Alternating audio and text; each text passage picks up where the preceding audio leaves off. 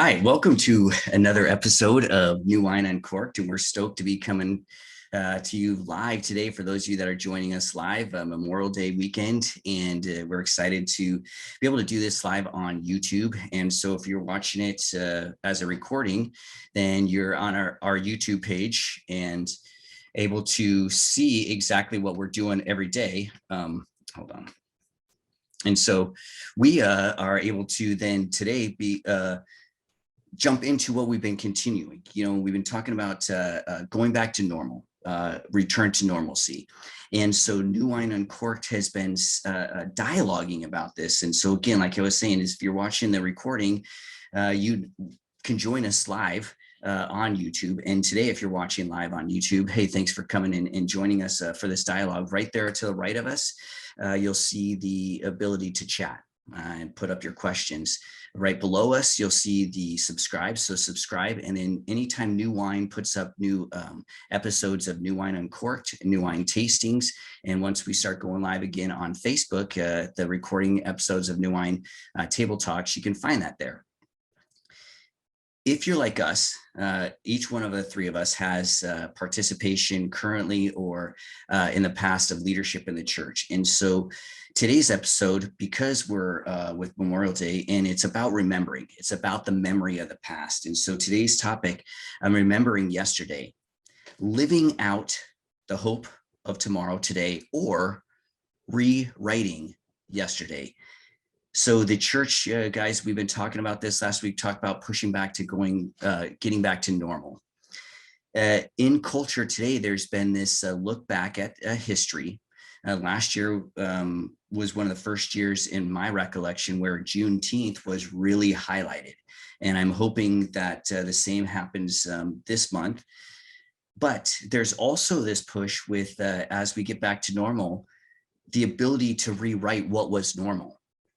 And so you have cultures nowadays, and we have this talk of cancel culture where they will cancel one thing, but then in canceling it, then are they rewriting what they wanted yesterday to be about in terms of what they want the history to be remembered as? So when the church pushes back into normal, what are some of the things that the church has to be mindful of? Because the church can fall right prey into not telling what the past was truthfully, and allowing for then those who have the powerful megaphone today to rewrite the history. So when we push back into normal, we have to be mindful of that. But how is it that yesterday can actually help us to establish, to go beyond normal in today's culture?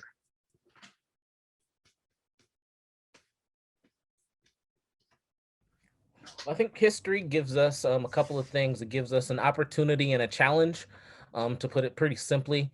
So what I mean by opportunity, it gives us opportunity to pull from the best of our history to see if we can live into that tradition and not necessarily just repeating the acts and the things of the past, but what were behind those things? What were the traditions? What were the things leading into those things? And how does that propel us forward? But it also poses us with a challenge.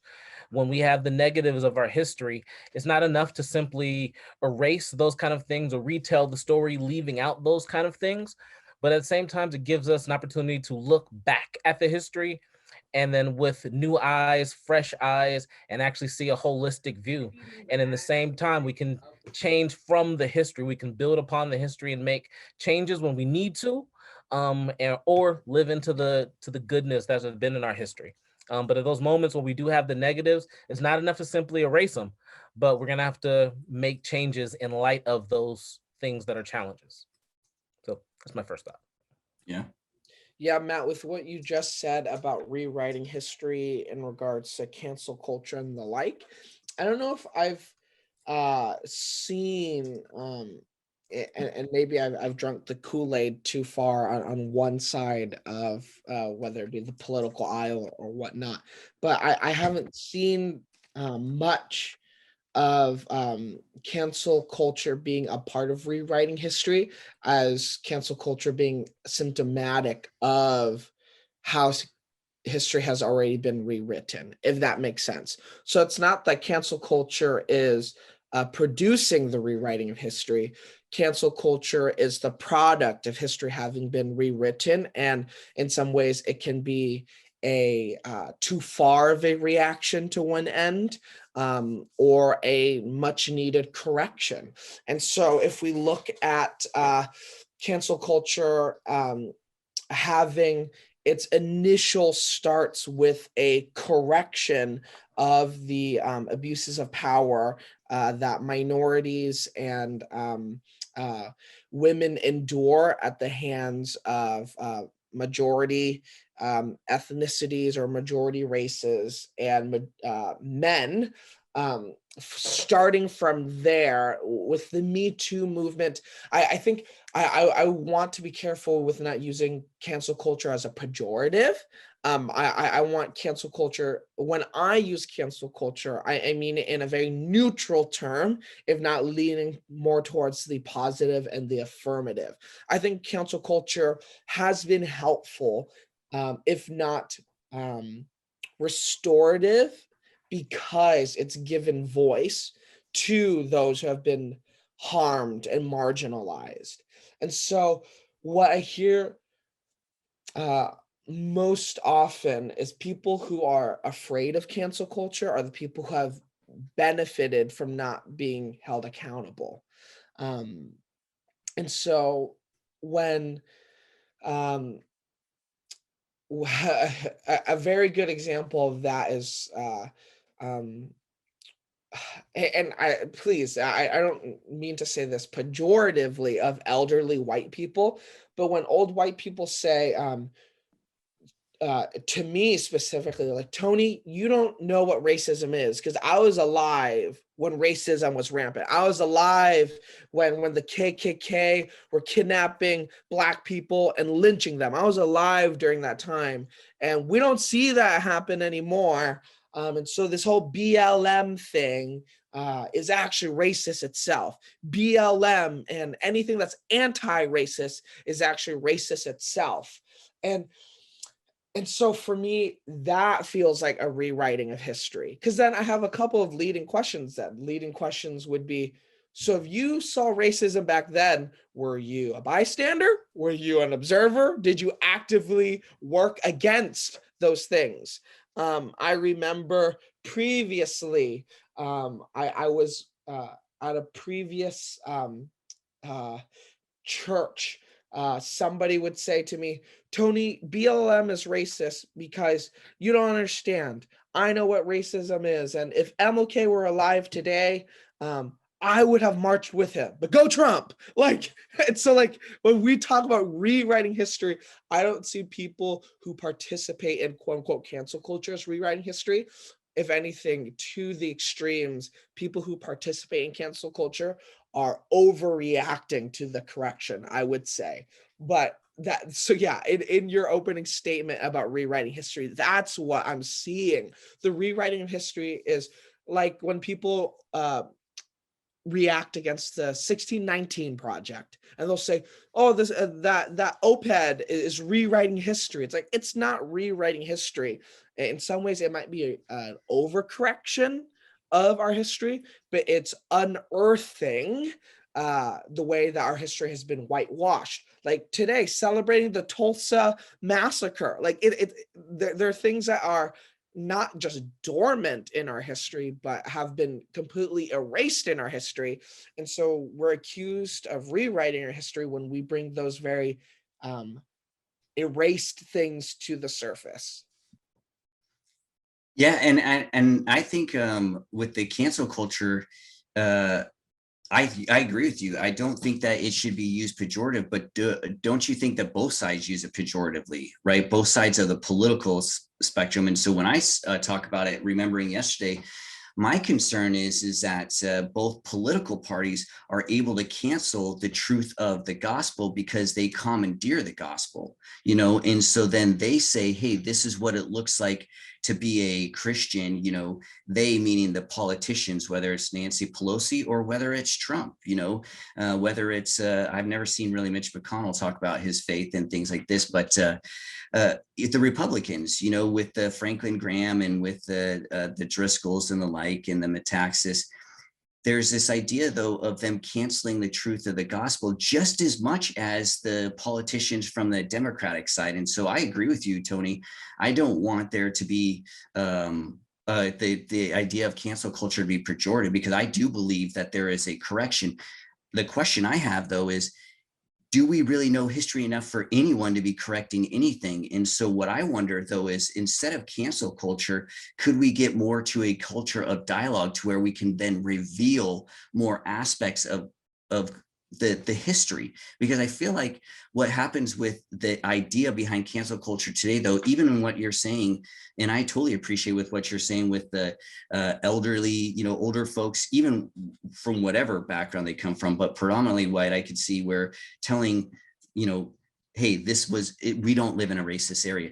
The question is, but does cancel culture, though, forget sometimes that, like, I wonder if I were anything other than, because this country is progressive, but is it that progressive? Like, we've elected a Black president, which that does not mean anything about like the eradication of race. However, when a Mormon ran for presidency, there was pushed down, like a female running for presidency. So that's where I'm just like, I agree with you, Tony. We can't allow cancel culture, though, and that's the idea, to be commandeered by any one group, that who is the cancelers and what they get to do.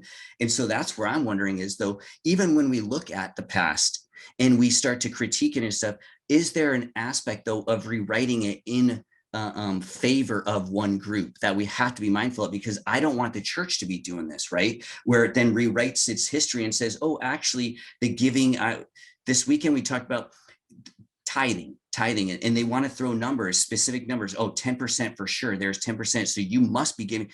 Well, is that a rewriting of the Bible, and then canceling out its truth? And so that's where what I'm talking about too, is like, I want us to understand politically, this cancel culture and what it's doing as we're looking back in the past, but also be mindful of, do we do aspects of that when we cancel out the victimization of or the oppression of a people group?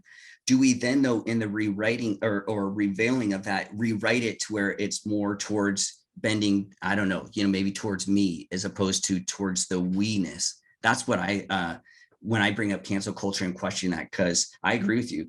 We can't see it as pejorative automatically, right? But Well, definitely our start when we end up with history is always listening. That's where you're gonna have to start this whole situation, and not as someone is telling their story in relationship to how history played out, or anything of the sort, or how what we're living into today compares or relates to the past. Not immediately saying, oh man, you're trying to rewrite stuff. No, I'm just telling it from my perspective. Because definitely history and the history books definitely tell the tale of history told from a particular perspective, and that has become the norm. And so now, as we go to the notion of trying to bring things back to what is normal, yeah, we have to redefine what normal is, because it's been told from one perspective. And we thought we were good. Well, some folks thought we were good from where we were before. And we're like, no, it's never been good. You're like, well, you're rewriting history. No, that's what reality has been. You just didn't see it. And that's a huge part of just understanding history. We didn't listen to every voice coming into this. Historically, we haven't listened to every voice. We write down the voices of the winners or the loudest voice. And right now, there's just voices that have consistently been silent that are now being louder. And we're like, whoa, that's a threat to what we know already. No, that's just reality from a different perspective, whose history has just as much weight as the voices you've heard. So listen to those stories and let's retell the tale now, including those stories, and see where things go. What do we honor? What do we not honor? And go forward in that regard. But bringing more people to the table to be people that write the story is not someone that's promoting council culture. It's not it's not even silencing anyone. It's uplifting more voices. So let's start there and start with listening and then see where it takes us. Yeah, I think from where I sit, I'm not too concerned about cancel culture. In some ways, I don't even know if cancel culture is like a real thing, because uh, I think for so long people have not been held accountable, and More often than not, the complexity of it is I've seen more Black men falsely accused of sexual assault or sexual harassment. Um, and that is not cancel culture, but that was an extension of our legal system. And so the people who actually are afraid of cancel culture are people in privilege who are afraid of being falsely accused and then losing their stature. For me, like, yeah, I'll have friends who will say, aren't you afraid of being falsely accused of like sexual misconduct, especially as a pastor? And not really. I mean, like I'm fairly confident in the way I conduct myself and carry myself.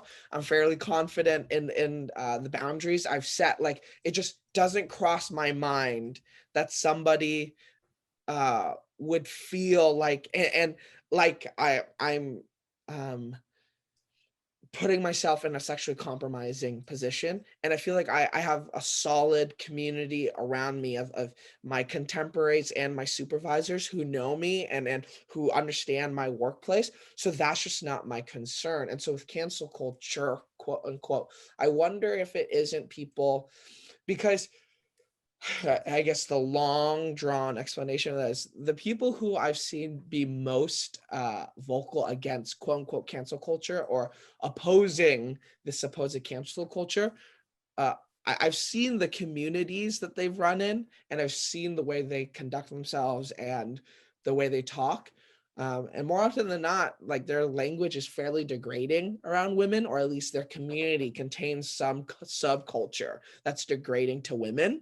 And so I'm like, no, if cancel culture comes for you, you're getting bodied. Like, I'm not worried because that's not my community. Or like the quote unquote political party that's so worried about, child predators in the opposing political party, when in reality, in their current political party, some of the most outspoken voices are being investigated for statutory rape. Like, for me, when I look at any community that opposes quote unquote cancel culture, like, I see in that particular community why you would be afraid, because of the people you associate yourself with and the like. Um, in regards to rewriting history and like people feeling canceled for not believing something in a very general level and not on the side of like sexual assault or harassment. I've seen more men and more white people be afraid of being canceled for either not believing women or not believing people of color than I've seen women being afraid of being canceled and people of color being afraid of being canceled. I've yet to see a person of color go, I hope I don't get canceled. Well, in reality, our whole existences are somewhat living in a negative state, a canceled state, because we're told how our bodies are supposed to fit in a particular space. And I think back to like what I said earlier about like racism and the way white people experience racism. Continually I hear, as we do like intergenerational work, like when old elderly white people say, well, I know what racism was like, and today I can tell you for sure we do not live in a racist country. I think that in and of itself is indicative of racism is still centered upon a white normative epistemology, that only when a white person deems something as racist can it be considered racist. But what we do know now, from studies of our legal systems to the study of the policing of communities, white people do not experience the same policing that Black communities and minority communities experience. Therefore, quote unquote, they will never experience racism the way that Black communities and minorities communities experience racism. So, of course, it's hard for a white person to believe that there's still racism. And so that, of course, they feel quote unquote canceled because we're still talking about racism today and how white people are impervious or unaware to racism. And in some ways, it could be damaging to pride, because you feel like you know everything or like you're a knowledgeable person. And then when you're told no, racism is still rampant, it's integral to our legal system. Of course, you're like, no, I'm a patriot and we would never endorse racism. But y'all sure hated MLK when he was alive. So how are you telling me you would have marched with him if he was alive today? I am so confused. Like, this is the worst Memorial Day weekend ever. Nobody's remembering anything. Yeah, they're trying to remember COVID. That's the problem, right? They're trying to say, oh, that's in the past. And so I think we're going to give more memory to COVID-19 than we will to Juneteenth, to Tulsa, to MLK. And that's the issue.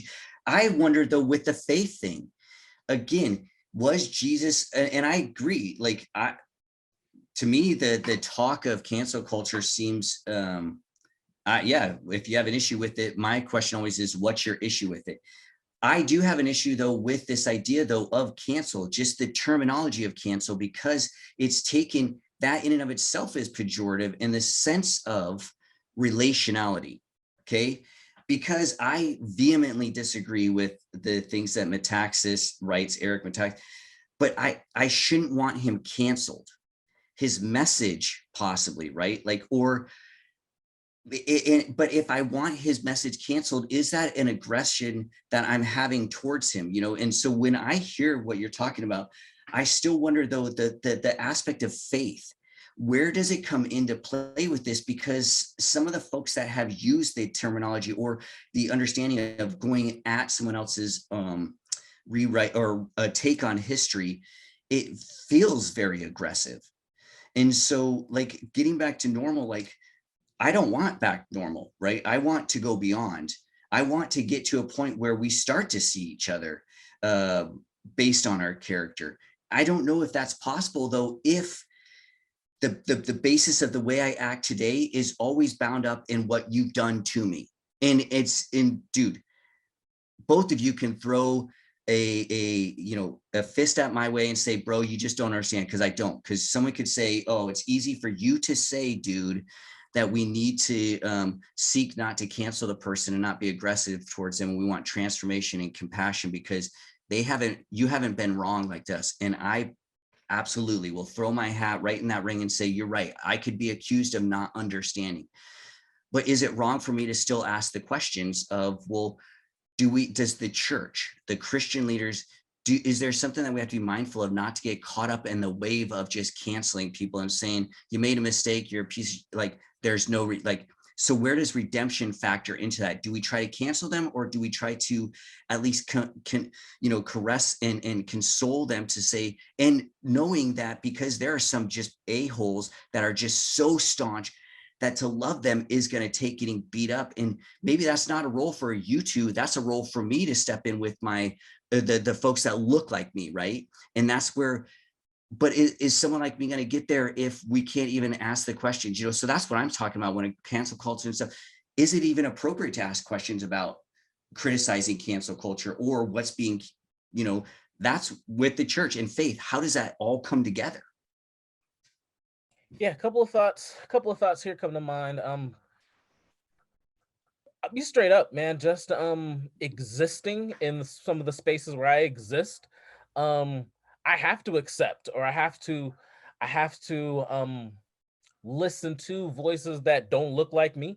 I have to, I am in some regard influenced some way by people who don't look like me, who share stories that I would definitely be against, and still have to be in spaces and live and work and operate in those spaces. And so that has consistently been a challenge. And now it almost seems like as voices that look like me become louder and become more of a force, that voices that don't look like me are like, hey, what are you guys doing? Stop. I'm like, no, this is what it looks like to share the table. I mean, we're not even there yet, but this is what it looks like when other voices and your voices gets toned down a little bit, and you feel like your voice is being turned off, when all it is now sharing space. And just the threat that those things are being. There's another thing that came to mind too. It was years ago. I think Matt, you were the one doing this. We were doing something with New Wine on Multnoma's campus, and you were playing some Martin Luther King speech in one of the student commons areas on a Saturday. I want to say it was like a Saturday you were doing this. And in the student commons area, there's the computer lab. And I don't think I owned a computer at that time. So I was using the computer lab to type most of my papers. I was in there bright and early, and so were you, playing whatever MLK speech you were playing. And we didn't really know each other then. And so in the computer lab, another whole white family comes into the computer lab, and they're like, "Oh, that guy's in there playing that MLK speech. Man, I would march with him now, and I would listen to him now, and he sounds right now. But back then, he was such a threat, and I couldn't listen to anything he had to say back then. And I'm sitting there scratching my head, thinking, okay, I really wish you wouldn't say this kind of stuff out loud, especially around Black people. But that's that was the story. That what happened. And so I just continued to stay focused on typing my paper, and hopefully they weren't trying to have a conversation with me because nothing was sounding good at the time. Hold on, before you go on, I don't think the person who said that was a student, so I'm just going to throw that out there. Just it may have been a family of a student, but there it is. Yeah, with canceling, maybe it's because I'm a bit younger than you guys, and I understand canceling is such a like complicated sociological like tool or term, because I think of it in the person is not being canceled, like their existence isn't being canceled, but their right to the global public square is being taken away. Their privilege or their right to be online and have influence is being taken away. Because I think it comes from I could totally be wrong. There's probably somebody writing a PhD dissertation on this, but I think it comes from the idea of Instagram or Twitter. When someone is verified and they get a blue check mark, and the idea that because they have that blue check mark, they're verified, they're untouchable because they are influencer. They're different than us peons who don't have blue check marks and we're just scrolling away mindlessly, but they have the right to tweet or to post and have the masses see. So they are buffered and insulated because of their influence and affluence against accountability. But when they get canceled, when that blue check mark gets unchecked, they're unverified or they're canceled. So their right to the global public square is taken away. Because before, the public square was physical, but now with the internet, with social media, our world is really global. The public square is global. And so I think that's much, it gets into the nuances of the way the influence works, because you can be canceled locally, but globally you might still have a presence. We have a local pastor who bombed out. He was a local professor. He bombed out of ministry because he had an affair. Come to find out, it wasn't a fair at all. He was sexually abusing one of his students, and he just moved states. And now people are inviting him on a preaching circuit again. He's teaching at a local Bible college. He's preaching at pastors' conferences. And this was like a year and a half, 2 ago. And it's like, yo, like he harmed somebody. If cancel culture is such a bad thing, why is this guy not canceled? And so I think cancel, I don't want to talk about it ontologically. I don't know if cancel is a theological term, but I've seen churches cancel more people who are actually victims rather than canceling predators, wolves in sheep's clothing. I've seen churches kick people out, cancel them because of a different belief or a quote unquote value style. When we look at the LGBTQ people, we've seen more LGBTQ people canceled by the church than we've seen quote unquote heterosexual people canceled by the church. Some of the heroes of the faith, though deserving of being canceled, are great heroes. And so it's such a complex thing when we talk about it contextually and temporally. I will say I've heard of late people talk about Jesus being a cancel victim, and I see some merit to that. I'm not like gonna die on that hill. Like, I mean, with Gen Zers, like that that image drives it home to them because they're like, oh yeah, you're right. Jesus was canceled. He was canceled by the Pharisees and the Sadducees. He was canceled by the government. Like Gen Zers understand when you're like, oh, Jesus was killed by a cop. They're like, oh yeah, the Roman soldiers did kill Jesus. Like law enforcement did kill Jesus.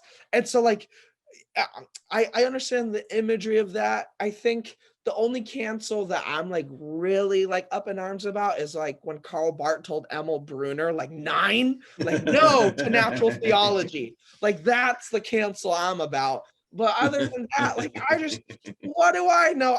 I'm not worried about cancel culture, but that was a lot. That was like an MTV like theology breakdown. Like welcome to my crib, guys. Look to my shit. That Tony, that okay, that was odd to say the least. Yeah, when I think of cancel culture, my brain immediately goes. There's two figures that my brain goes to right now, and Bill Cosby and Tavis Smiley. Those are the two people that goes to my mind. I know Bill Cosby's in prison, and we shouldn't mention his name anymore. So that's the effects of cancel culture. But Tavis Smiley, another one, who really, when I looked at all the stuff that was out there on him, it just seemed like he was a real jerk. With that regard, I haven't heard him do anything in media since he was quote unquote canceled. But that being said, in talking about ministry figures, and Tony, you mentioned one story in particular of a former local pastor, and that could have fit several in the same area. It's a pretty common thing that if someone is talented in the pulpit or talented as a musician in the church, that you could be accused, actually do atrocities within a church, move cross town, and no one's checked your references and pick up right where you left off. So that's been an interesting thing in the church, and kind of that desperation for people in the pulpit or someone with charisma in some form or fashion, that yeah, you won't pay attention to anything they've done before that. We just know that this person is a skilled preacher, skilled musician, get transferred into another part of town, another side of the world, and they pick up where they left off. And there's no, so I guess one thing, and we could stretch the council metaphor here as well, right? Unity within the church, the ability for us to check our references, is something we've canceled with our modern day Christianity. So yeah. No, because Phil, that's so good. Because I think what we see right now is cancel culture is a tool within the hands of the mob or the masses, but it's because we did not value the experience or the life of the person. Therefore, they could only find justice within the mob and the mass. Therefore, cancel culture would not need to exist, whatever cancel culture is, if we respected and valued the person. But because we don't, they can only find critical mass uh, or a movement towards justice within the mob, because their singular voice does not matter and it cannot penetrate the buffer, the affluence of the person in leadership. So And think it took that momentum for, I mean, well, a couple of years ago when the Me Too was rising up, it took that kind of momentum in order to do the things that it did. And it didn't wipe out everything. Some folks still just transferred across town and did the same thing. Some folks were exposed and okay, they're quiet now and still trying to, but it took so much momentum to make that movement. And now we're looking at that same thing saying, okay, this is another form of rioting that's destroying something else, so we need to make it stop. When no, let's value the individual, let's value their story and see, okay, wait, even though this is a misunderstanding of how this person has been read historically, now we have to change the narrative because we have new information. So now let's change the narrative. And now what do we do with this person? Do we honor them, or are they held accountable for their actions? So yeah. Yeah, and I guess that's what my concerns a lot of times with cancel culture, or this idea of cancel, is that it's who's deciding the canceling. I guess that's my contention with it. It's not the canceling in and of itself, because I believe that the evilness and darkness and those kind of things should be canceled. Do I believe that Bill Cosby as a person should be canceled? No. In fact, someone like him needs more compassion and care from people who understand the human, obviously, right? This guy. But what about, like, and this is again, and it's so easy to go to extremes as far as like someone who is unjustly accused and then canceled, right?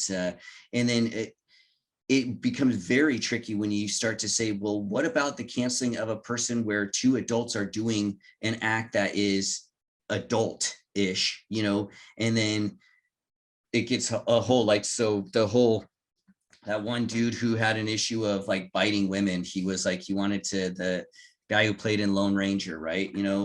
And it's a weird fetish thing. Let's say that that's their thing, and someone hears about it and goes, oh, and then they say he's a freak.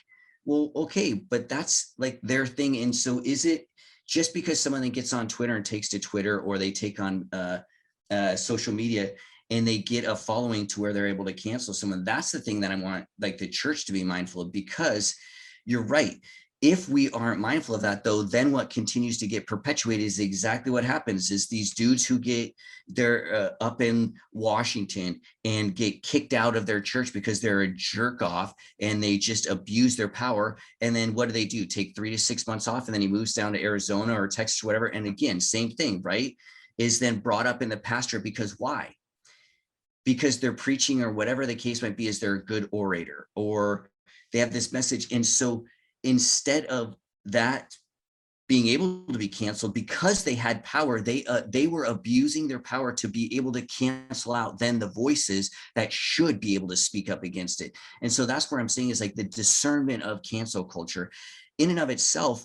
Canceling out something or someone or an oppressive idea or person is necessary. That's what Jesus came to do. But it's also then, what I don't want to get is exactly what you're saying. And this is not what you're saying to do or anything, but there's this generation of folks that is so easily to commandeer the Bible story and say, those were police officers that were killing Jesus, so we should be mindful of every act that a police officer does is evil. See, they because then we make it a 1-to-1, right? The Roman soldiers equal a police officer, white police officer. Jesus represents George Floyd.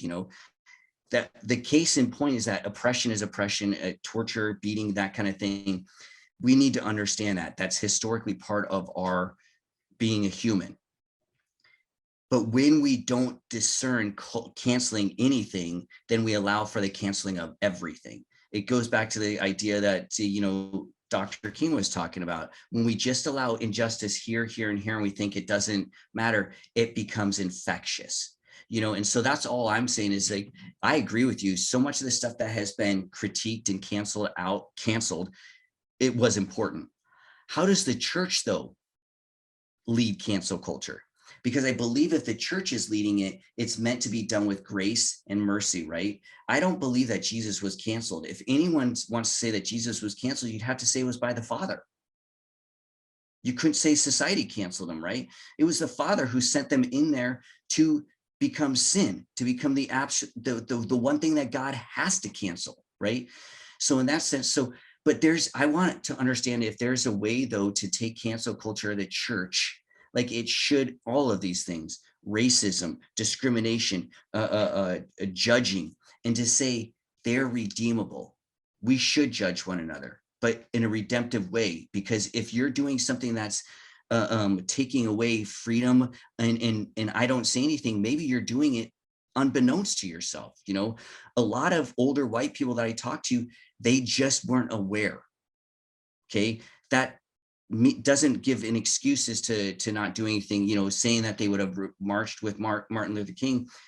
Let's hope that they would if he was here today. Right. But how does the church though be redemptive in the canceling of things that need to be canceled out? Yes. Before you go, Tony, I was just listening to a podcast earlier today with a couple of Christian hip hop artists that's been around for a while, and the podcast, they recorded it months ago, but the podcast was talking about the relationship to Calvinism and Christian hip hop. It was 10-15 years ago. It was a really big thing, and part of situation, and it's going to be talking directly about what you were just saying, Matt, with cancel culture and the church, is one of the things they were talking about was the fact that as there was a group of Christian rappers who were embracing Calvinism, but they weren't talking about any social justice issues that were impacting the church.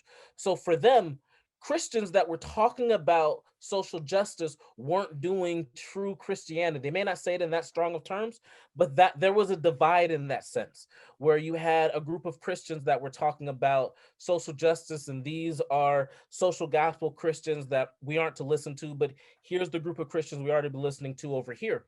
So I'm saying all this to say that there's a way that we've learned and studied theology that has turned away from those who have consistently been working in the field of social justice. And now we've come to a moment where we're trying to bring that together as if it's a new thing. But no, this has always been a thing. The church has, as of late, has had this disagreement, has had this disconnection within our body where we haven't talked about these issues. And so now, if in some regard, we're trying to bring them to the fray, but we've tried to cancel a group of the church this whole time by not talking about the issues that's impacting them. So, so that's kind of part of where I see, at least. Yeah. Yeah, with cancel culture and the church, I mean, so I don't know if we should be afraid of canceling or being canceled, because I in some ways I see canceling as a necessary corrective. Mhm. With like with people who say they would march with MLK if he was alive today, BLM is here. Bernice King supports BLM. Like, and so why do we need to say if MLK was around, I'd support, when his daughter, his direct successor, supports BLM? Now we can talk about the nuance and say, okay, BLM has some distinctions from the civil rights movement in the sense that the civil rights movement was birthed out of the Black church. It wasn't birthed out of the white church. It was birthed out of the Black church.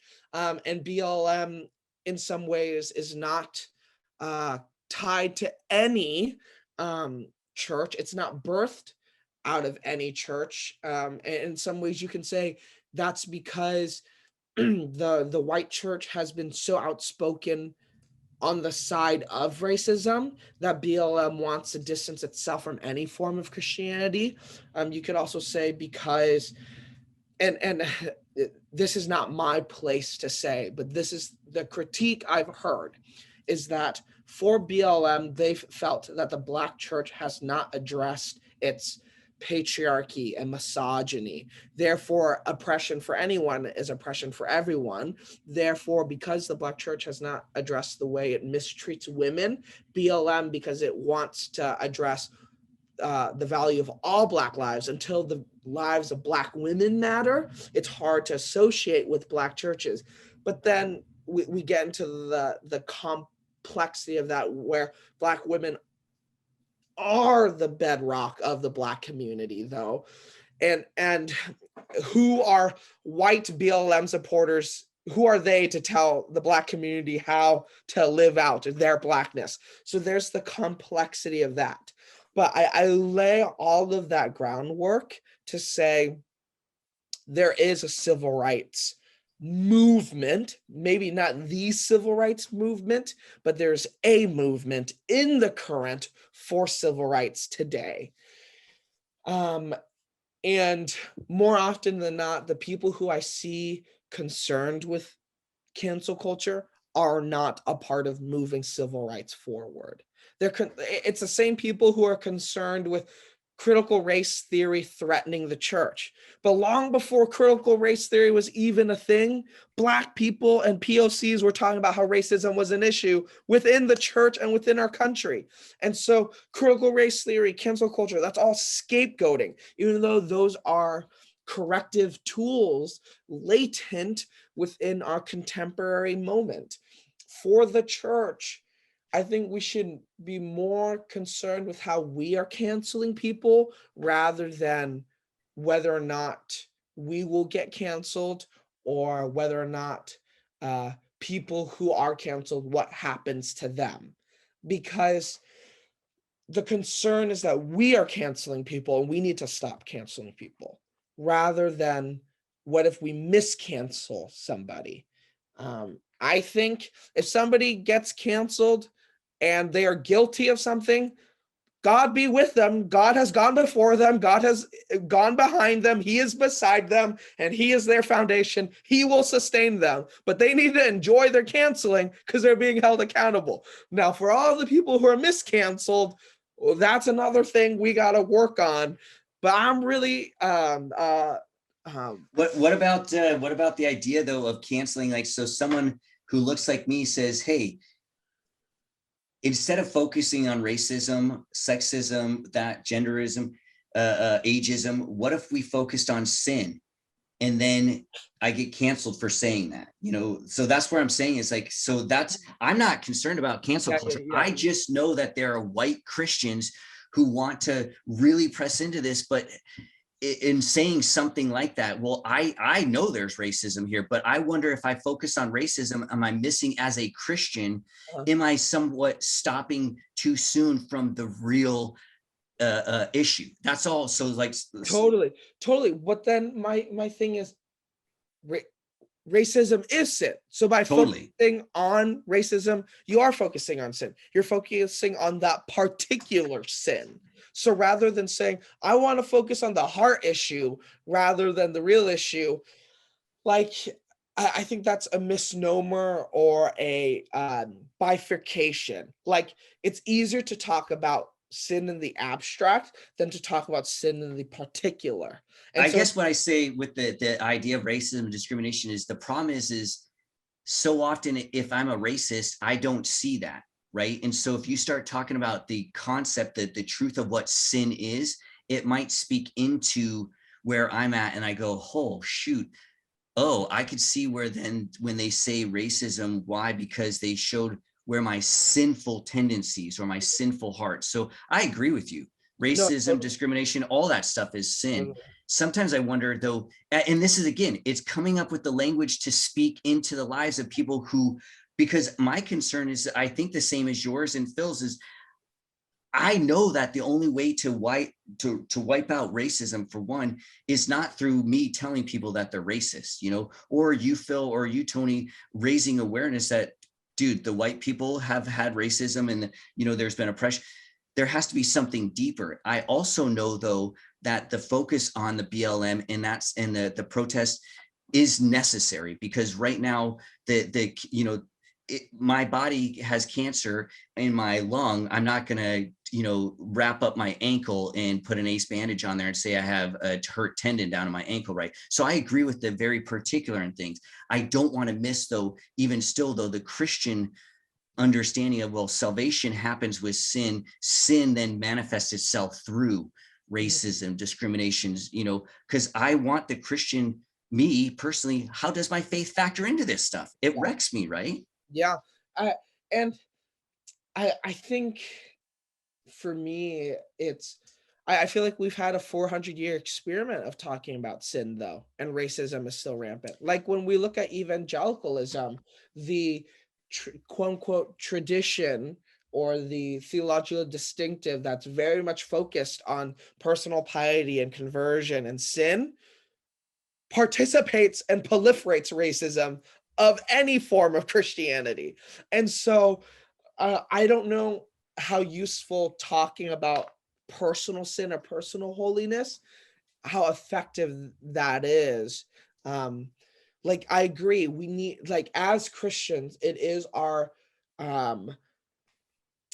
distinctive and our conviction to talk about sin, but I don't understand why talking about racism, maybe it's because I don't see the bifurcation of like religious, unreligious. I think everything's religious. Yeah. I think everything is on the Good spectrum point. of sacredness, Yeah. Good So, point. Good point. along the lines of like William T. Kavanaugh.